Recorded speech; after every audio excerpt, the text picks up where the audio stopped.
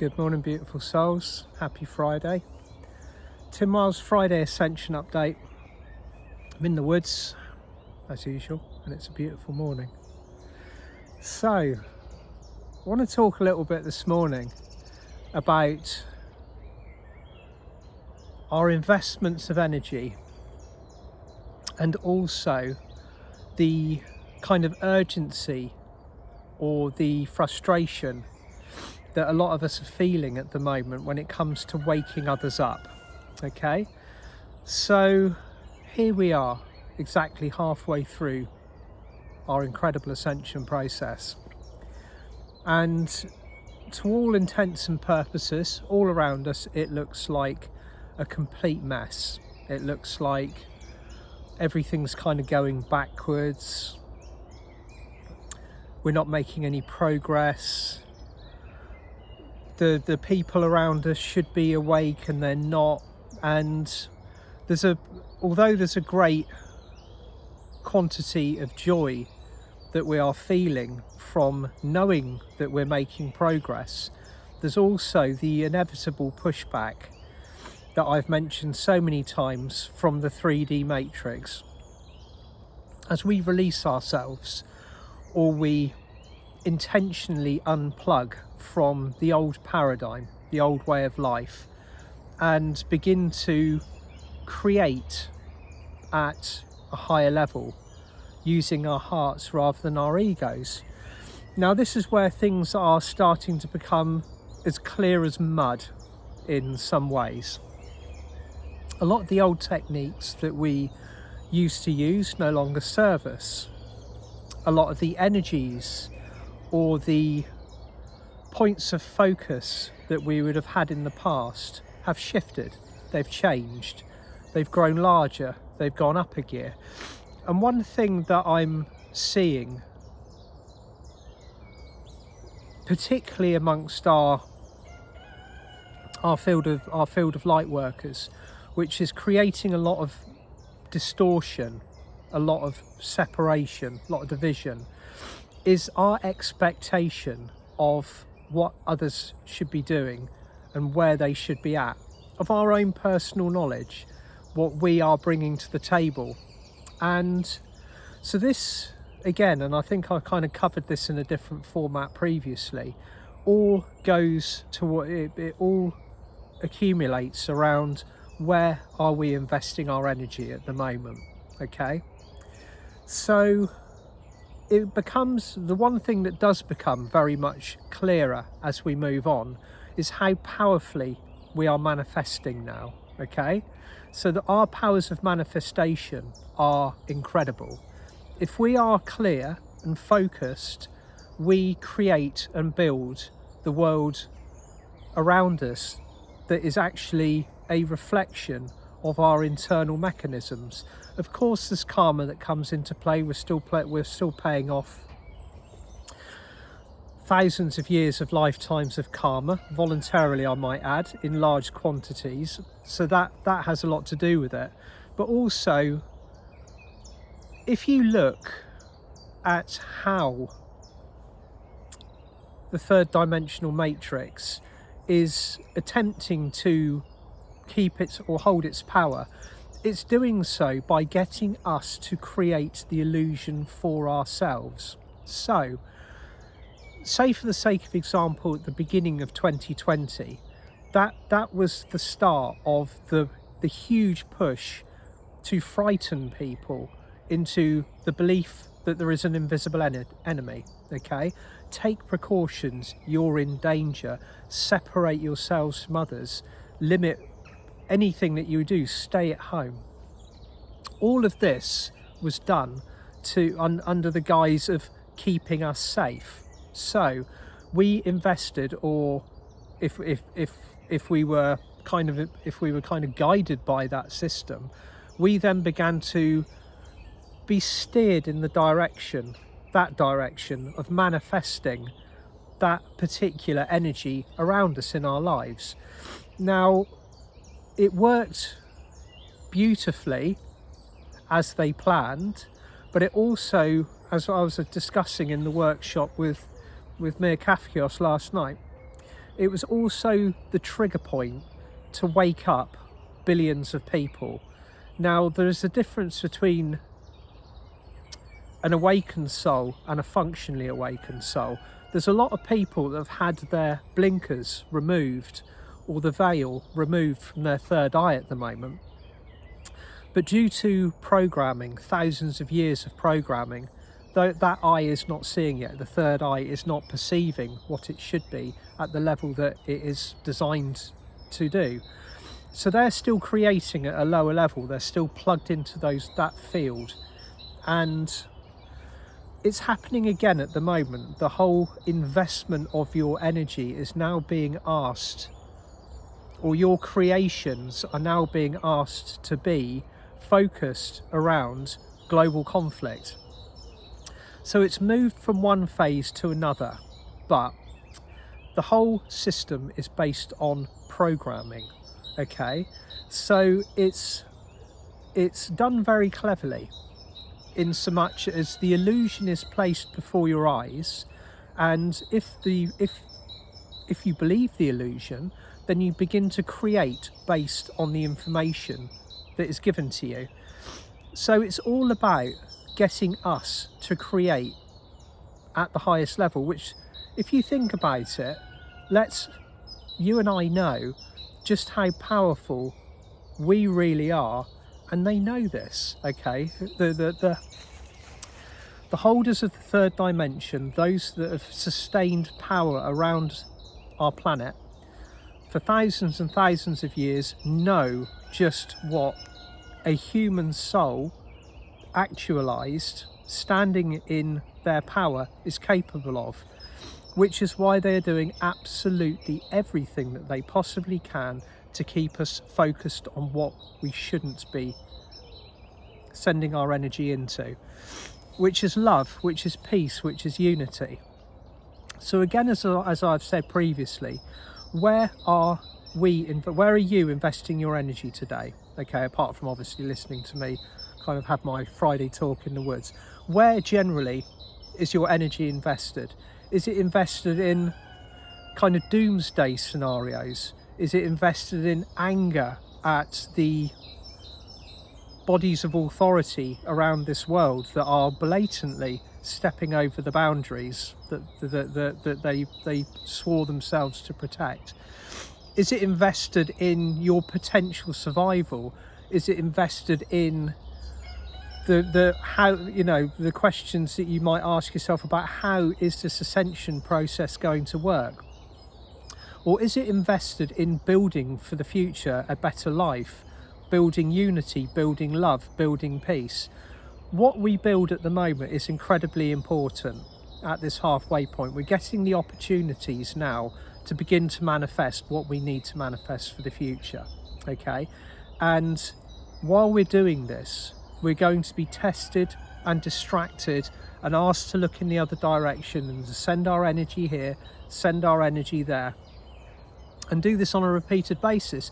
And of course, one person doing this creates the own unique biosphere for that person's reality. If you get a group of souls doing it, you get you form a resonant field, and that field is created by that unit of people, that unified consciousness, and it becomes a reality.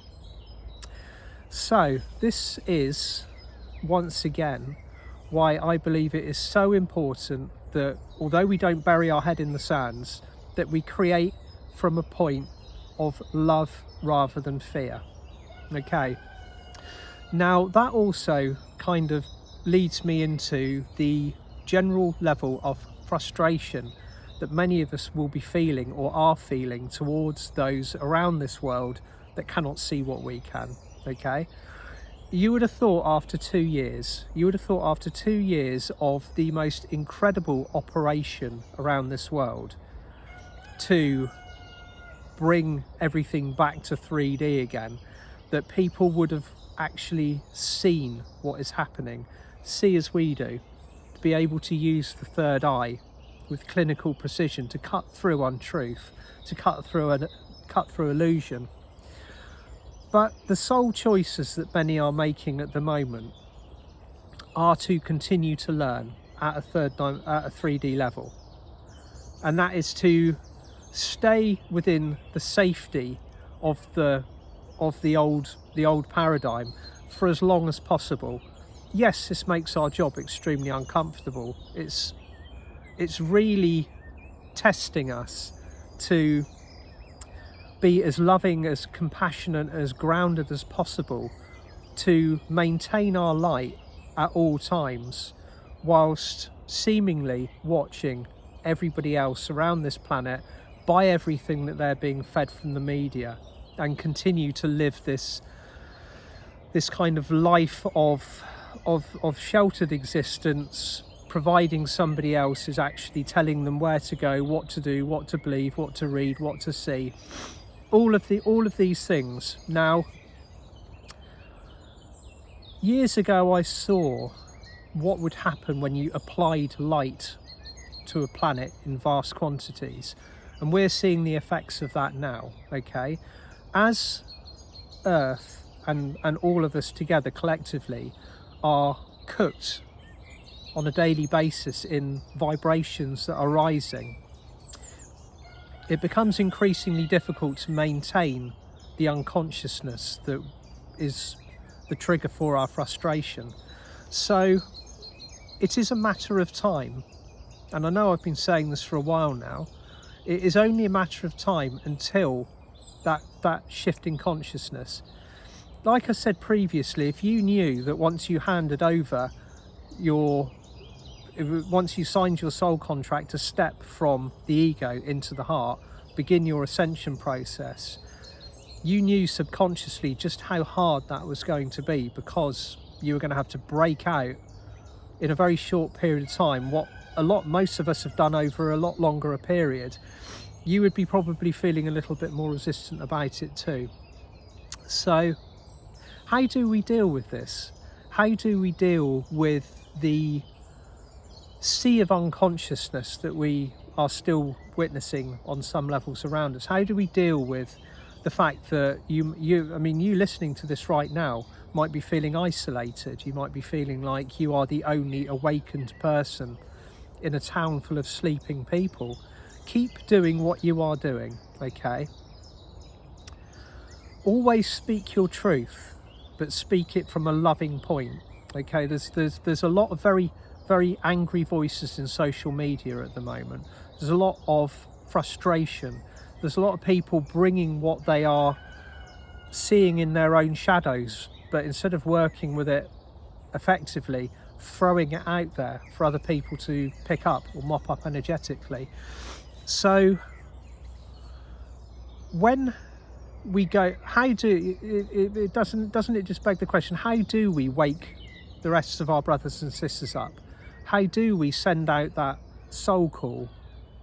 And it leads me to say that is not our responsibility, okay? It is not our responsibility to shake people awake. It's not our responsibility to say, objectively, walk into a room full of sleeping people who are all sat round talking about the mundanities of their existence, stand in the middle of them, stop their conversation and start telling them how asleep they are. That doesn't work, okay? It's been tried and tested repeatedly now for a good long period of time on any social media platform, and you'll see it in these long, really drawn out conversations where one well-meaning and terribly frustrated soul is attempting to wake others up by arguing with them. This doesn't work. It simply doesn't work. The only way that we are going to be achieving what we want to achieve by waking our brothers and sisters up, holding that candle, that torch for the light, is to lead by example. Okay, we've reached the point in the ascension process now where we do what we do and others will do what they do. It's still a planet of polarity. They've still got that choice at the moment. They won't have it for much longer. Now this is where the turning point comes. Along with 5D, with the fifth dimensional vibration, we've signed up to move into a heart-based consciousness above the benchmark of polarity. With that polarity, we're moving above that benchmark, we are effectively handing over what we knew as free will. But presented like that, the information sounds a little bit triggering, but it's not. The movement towards heart-centered consciousness, service, living within a unified consciousness and functioning from, so for all intents and purposes, an angelic perspective, is something that happens so naturally and with a flow of ease and grace that we probably won't even notice that it's gone. Because once you've moved up past a certain level of consciousness, the choices that would have maybe tempted you previously are no longer on the options list. You're not even going to gravitate towards them because you're going to be functioning from the heart. So this increase in light, this increase in consciousness is also bringing up the increase in frustration within all of us. Hold your lines, hold your light, become that pillar of peace, love and unity, but also make sure that you are focusing on you, your mission, what you want to see in the world, and not the eternal distractions that we are seeing. And once we're engaged in social media, once you're kind of scrolling through Facebook, MeWe, whatever other platforms people are using, that's where we get the opportunity to engage in the triggers if we wish to do so. People posting about something that angers or triggers you or we don't agree with, the kind of the point in our pathway where we need to like exert the level of responsibility or restraint within ourselves. We don't need to dive in. We don't need to be that person who rolls up in the middle of a post and starts putting in kind of an angry oppositional point of view.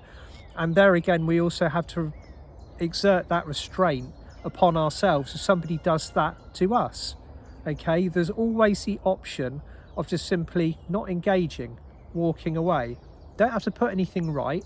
It is what it is. You don't have to prove anything at a heart-centered level. Your truth is what your truth is. Okay, however you are proceeding through a situation or a circumstance, once you start investing your energy in correcting somebody else's opinion, correcting somebody else's thought, you've then lowered your vibration to that level and you're beginning to use reserves of energy, of light, of fuel, and everything becomes so much harder.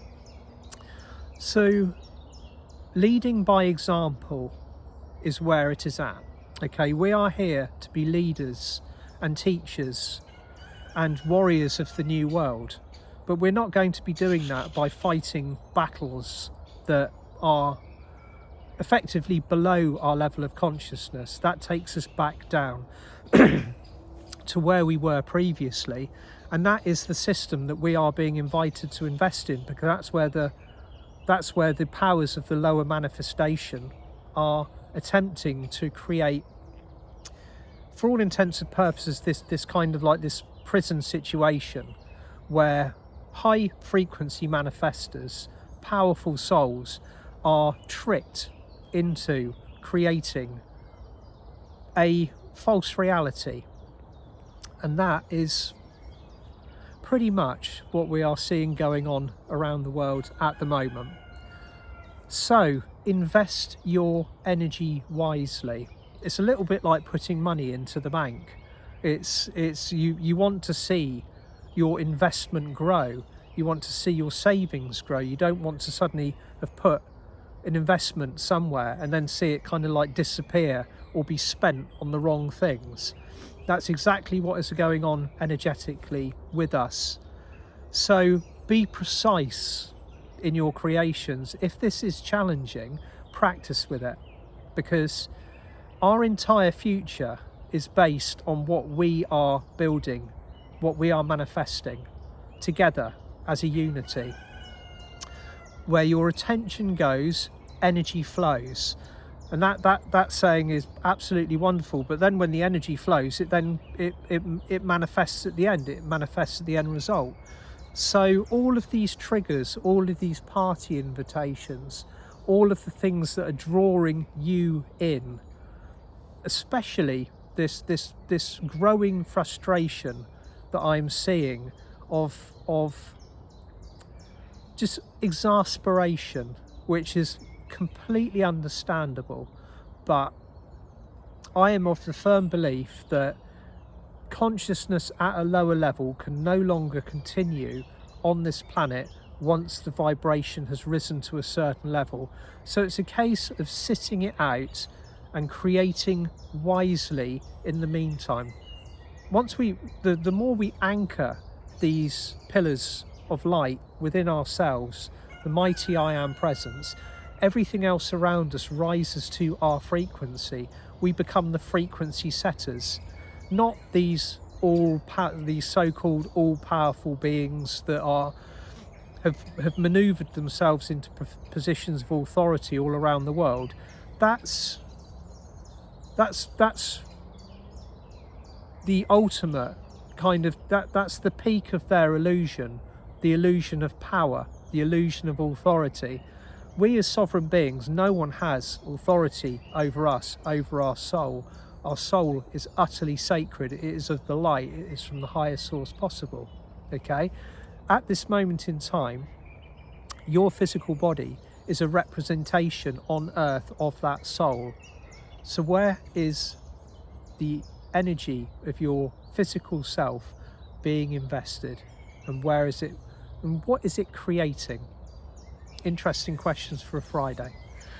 So I am running a workshop on the 29th of March now. It is going to be working with pillars of light around this world. It's a similar theme to ones that I've done previously, but I'm being shown quite clearly that these angelic gateways are going to be established around this planet. It's going to be some powerful light work. So if you want to join me, the link for the event will be in the text underneath this video.